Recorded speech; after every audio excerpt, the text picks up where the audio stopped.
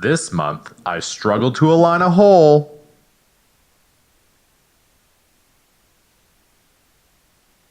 and take driving far too seriously.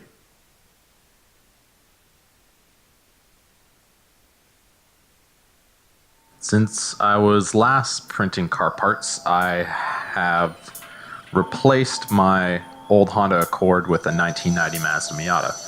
And one of the interesting things about convertibles is when you get them on the highway, they tend to be really loud and there's a lot of wind noise. And now, a lot of the newer convertibles, especially higher end ones, come with something called a wind blocker, a wind deflector, and it's a piece that is placed behind the headrest, which is meant to cut down on the wind noise. And I was curious about how they work and whether or not it would make an improvement in my car.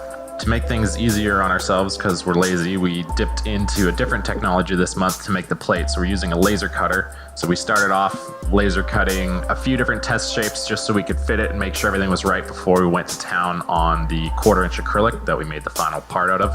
And we 3D printed all the brackets to attach it to the style bar on the car.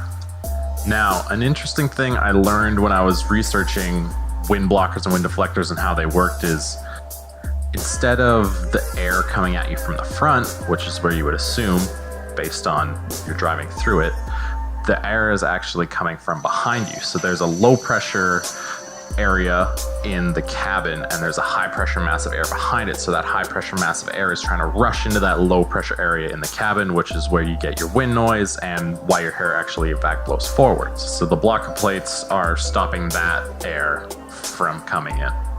At the beginning of the month, I took the car on a 1,500 kilometer road trip. So that's like 930-ish American. And it was a pretty blustery time. It was hot out, so I had the top down nearly the whole 15 hours. And that kind of sprung the idea for this project to see if there's a way to make that a bit more pleasant. Looking at the video, you can see that there is still some wind coming through, blowing my hair from behind.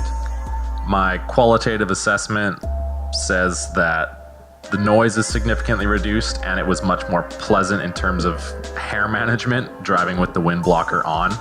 I also realized that I'm a 6-foot human in a car that's made for someone who's probably 5'6" to 5'8", and nothing's gonna be perfect. I'm gonna see if I can get my hands on a wind meter or something else that can back up my qualitative assessment with some quantitative data. Hopefully I can have that and post some photos on Instagram for you guys by Friday. This last clip really lets you see how much that air is rushing in from behind trying to fill that low pressure pocket.